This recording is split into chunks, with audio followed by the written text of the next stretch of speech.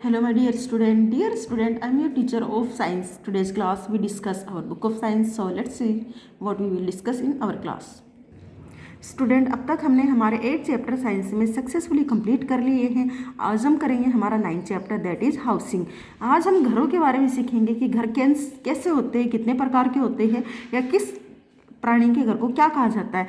ये आज अपना चैप्टर रहेगा। तो देखिए, all animals including human beings need a shelter that can protect them from changing weather conditions and other dangers।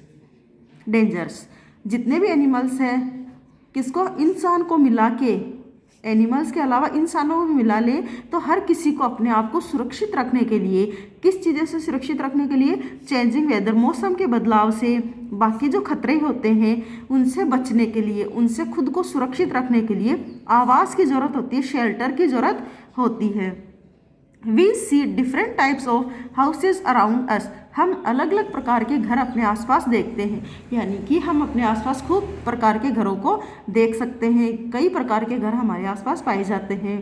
They differ in size, shape, location and construction materials. Some belongs to the owner while some are rented by tenants. इसमें से जो घर हम अपने आसपास देखते हैं वो डिफर का मतलब होता है अलग या डिफरेंट का शॉर्ट फॉर्म है डिफर होते हैं, डिफरेंट होते हैं साइज में, शेप में, लोकेशन में और बनावट में। यानी कि कई घर तो ऐसे होते हैं जो साइज, शेप, लोकेशन यानी हर प्रकार से एक दूसरे से डिफरेंट होते हैं। सेम घर ना होके हर घर की साइज, शेप, लोकेशन और कंस्ट्रक्शन मटेरियल जो है अलग अलग यूज होता है। और कई घर तो ऐसे होते हैं जिन घरों में लोग रहते हैं वो खुद उनके मालिक होते हैं। और कई घर ऐसे होते हैं जिसमें टेनेंट्स का मतलब होता है किराएदार, रेंट पे या किराए पे रहते हैं। अब है डिफरेंट टाइप्स ऑफ हाउसेस, अलग अलग प्रकार के घर। सबसे पहले कच्चा हाउस यानी कच्चा घर देखते हैं कौन सा होता है, किन चीज़ों से बना होता है। We build houses that are suitable to the place we live in. हम घर बनाते हैं जिस माहौल में हम रहते हैं उसी माहौल के अकॉर्डिंग हम अपने घरों को बनाते हैं। The houses found in villages are mostly kutcha houses. गाँव में जो घर पाए जाते हैं ज़्यादातर कच्चे घर होते हैं, यानी कि शहरों की बात नहीं करें, हम विलेजेस की बात करें तो गाँव में ज़्यादातर घर जो होते हैं वो कच्चे होते हैं। They are made up of straw, mud and stick. और वे घर बने होते हैं, कच्चे घर बने होते हैं किन से, स्ट्रो से, मड से, स्टिक से यानी कि लकड़ियों से, जो स्ट्रोज होती है उनसे या मिट्टी से, इनसे ये घर बने होते हैं। They are temporary houses. और वे क्या होते हैं, टेम्परेरी हाउस होते हैं। टेम्परेरी का मतलब होता है कि वे परमानेंट ना होकर टेम्परेरी है, जिनको कभी भी कहीं से भी हटाया जा सकता है। यानी कि जब इनकी ज़रूरत नहीं होती है तो इनको नष्ट कर सकते हैं, और जब ज़रूरत होती है तो इनको वापस से रीबिल्ड कर सकते हैं। तो वो होते हैं आपके temporary house. These houses are not very strong and at times strong winds can blow them away। और ये घर ज़्यादा मजबूत नहीं होते हैं, यानी कि टेम्परेरी जो हाउस होते हैं या कच्चा हाउस जो होता है वो ज़्यादा मजबूत नहीं होता है। जब कभी भी तेज़ हवाएं चलती है तो वो तेज़ हवाएं उस कच्चे घर को उड़ा के लेके चली जाती हैं। Huts made of mud and water are cool from inside in summer. और जो झोपड़ियाँ होती हैं वो मिट्टी से बनी होती हैं और मिट्टी और पानी से मिला के बनाई जाती है। तो ये जो झोपड़ियाँ होती है गर्मियों के टाइम अंदर से काफ़ी ज़्यादा कूल होती है। ये किससे बनी होती है, झोपड़ियाँ आपकी मिट्टी से बनी होती है। और जैसे ही गर्मियाँ शुरू होती है तो ये जो झोपड़ियाँ होती है वो अंदर से काफ़ी ज़्यादा ठंडी होती है, तो समर्स के लिए सूटेबल होती है। नेक्स्ट है पक्का हाउस। ये तो हमने पढ़ा था कच्चे हाउस के बारे में। अब हम देखेंगे पक्का हाउस क्या होता है और ये कहाँ पाए जाते हैं और इनका बिल्डिंग मटेरियल क्या होता है। Pucca houses are found in cities. पक्के घर जो है वो सिटीज़ में पाए जाते हैं, शहरों में पाए जाते हैं। जैसे कि आप अपने आसपास देख सकते हो ज़्यादातर घर कैसे होते हैं, मोस्ट ऑफ देम, सभी घर क्या होते हैं, पक्के होते हैं। It is made up of BRICS, iron and cement. और पक्के घर बने होते हैं किससे बने होते हैं, ईंटों से, लोहों से और सीमेंट से। यानी कि आयरन, सीमेंट और ब्रिक्स, ईंटों से, लोहे से और सीमेंट से पक्के घर बने होते हैं। They are permanent houses. और ये परमानेंट, स्थायी होते हैं, यानी इनको एक बार बनाने के बाद में बार बार इनको हटाया या नष्ट नहीं किया जा सकता। एक बार बना दिया तो फिर ये परमानेंट, स्थायी हो जाते हैं, इनको बार बार में हटाने की ज़रूरत नहीं होती है। They can withstand strong storms and heavy rainfall. और ये खड़े रह सकते हैं कब, जब भयंकर तूफान आता है या फिर भारी बारिश आती है, उस टाइम पे भी ये घर आप उसी मजबूती के साथ में खड़े रहते हैं। जबकि कच्चे घर क्या होते हैं, ज़्यादा अगर तेज़ हवाएं आती हैं तो कच्चे घरों को उड़ा के लेके चली जाती है, लेकिन पक्के घरों में ऐसा नहीं होता। पक्के घर जो होते हैं, चाहे कितनी भयंकर हवाएं आए, तूफान आए, बारिश आए, वो घर वैसे के वैसे रहते हैं, उनमें कोई नुकसान नहीं होता है। All bungalows flats in multi storeyed buildings and apartments are pucca houses. और जितने भी बंगलोज होते हैं, जितने भी बंगले होते हैं, फ्लैट होते हैं, मल्टी स्टोरी बिल्डिंग्स के अंदर जो अपार्टमेंट्स होते हैं, वो सारे ही क्या होते हैं, वो सारे ही पक्के घर होते हैं। तो ये तो हमने पढ़े 2 टाइप्स के हाउस, कच्चा हाउस और पक्का हाउस। अब हम पढ़ेंगे ए गुड हाउस। कच्चा पक्का हाउस, कौन सा हाउस गुड होता है, कौन सा बैड होता है, वो हम देखेंगे। ए गुड हाउस बिग और small has some essential features. एक अच्छा घर छोटा भी हो सकता है, बड़ा भी हो सकता है। जरूरी नहीं होता जो बड़ा घर होता है वो ही अच्छा घर होता है। छोटा या बड़ा कैसा भी हो, अच्छा घर कौन सा होता है जिसमें कुछ एसेंशियल, ये निजी फीचर्स दिए गए हैं, नीचे जो कुछ फीचर्स दिए गए, ये फीचर्स अगर किसी भी घर में पाए जाते हैं तो वो एक अच्छा घर माना जाता है। तो सबसे पहले ए good house should get a lot of fresh air and sunlight. एक अच्छा घर वो घर होता है जिसमें खूब सारी ताज़ी हवाएं आए और साथ ही क्या है, सनलाइट आए। अगर ऐसा कोई घर है जिसमें अच्छी ताज़ी हवाएं आती हैं और सनलाइट आती है तो उसे हम एक गुड हाउस कह सकते हैं।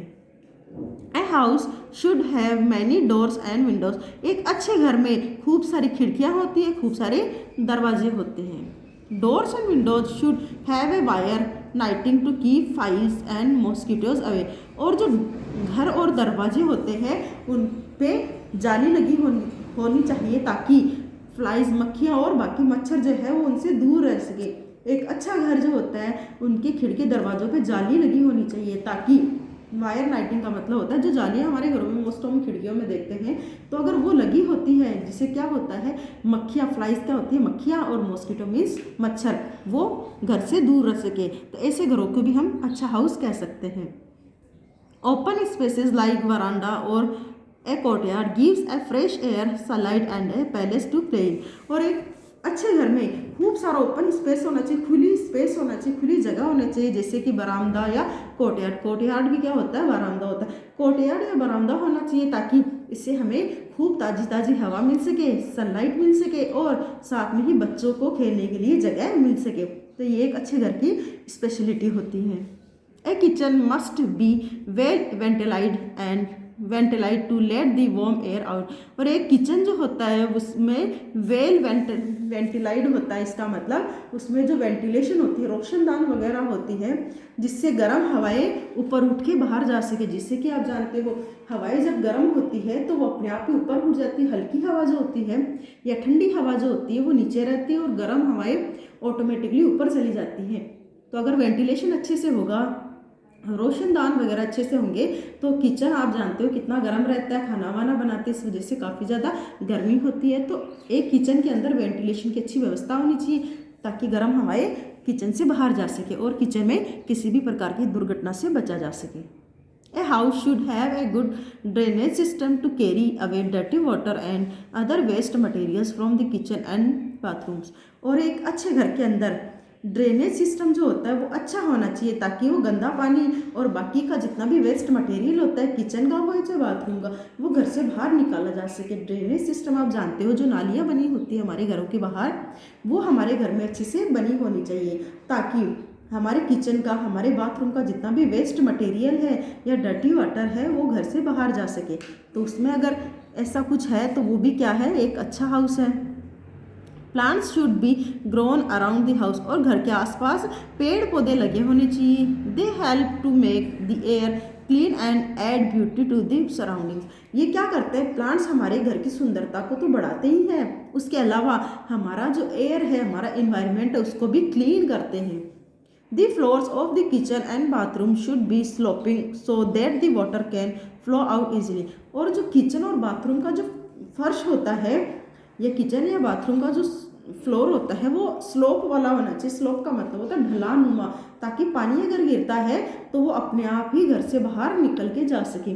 अगर बाथरूम का फर्श जो है, फ्लोर जो है ढलानुमा नहीं होगा, स्लोप वाला नहीं होगा, तो पानी वहीं बाथरूम में रुक जाएगा और फिसल के गिरने की पॉसिबिलिटी हो जाती है। तो किचन और बाथरूम में पानी जो है उसकी घर से बाहर निकालने के लिए फर्स्ट जो है वो स्लोप वाला होना चाहिए, ढलानुमा होना चाहिए। Some animals are uninvited and stay with us in our house. कुछ एनिमल्स ऐसे होते हैं जो अनइनवाइटेड होते हैं, यानी जिनको हमें बुलाना नहीं पड़ता, वो खुद ही हमारे घर में आते हैं और रहने लग जाते हैं, यानी बिन बुलाए मेहमान होते हैं। They spread disease and make us sick, और वे क्या करते हैं, बीमारियाँ फैलाते हैं और हमें बीमार बनाते हैं। We should try to get rid of them by using proper ways they are, और इनसे हमें बचने के लिए, इनसे हमें छुटकारा पाने के लिए हमें कुछ ऐसे तरीके अप्लाई करने होते हैं जिससे कि हम उनसे बच सके, ताकि वो हमारे घरों में बीमारियां ना फैला सके। अभी कौन से एनिमल्स हैं जो अनइनवाइटेड है, यानी बिन बुलाए मेहमान है? देखिए, आंट्स इन रूम्स के अंदर चींटियाँ आती है, spider, cockroach, house fly, lizard, mosquito. तो ये कुछ अनइनवाइटेड गेस्ट हैं जो हमारे घरों में आते हैं और हमें बीमार करते हैं।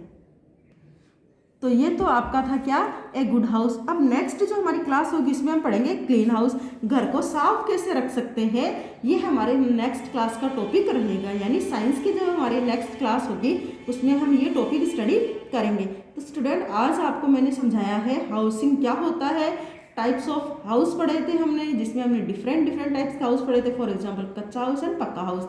और फिर हमने पढ़ा था कच्चा या पक्का हाउस दोनों में से कौन सा हाउस बेस्ट होता है, गुड होता है। तो उसके रिगार्डिंग हमने कुछ गुड हाउस की स्पेशलिटी फीचर्स जो थे, एसेंशियल फीचर्स जो थे, वो हमने पढ़े थे। आई होप आपको ये चैप्टर समझ में अच्छे से आया होगा। अगर कन्फ्यूजन आपको रही है तो आप हमें कमेंट करके अपनी कमेंट्स में हमसे कुछ भी पूछ सकते हैं regarding to related to chapter. Student, next class का वर्क मैंने आपको बता दिया। Thank you so much for watch this video. आपको वीडियो को लाइक, शेयर और कमेंट करना। Have a nice day.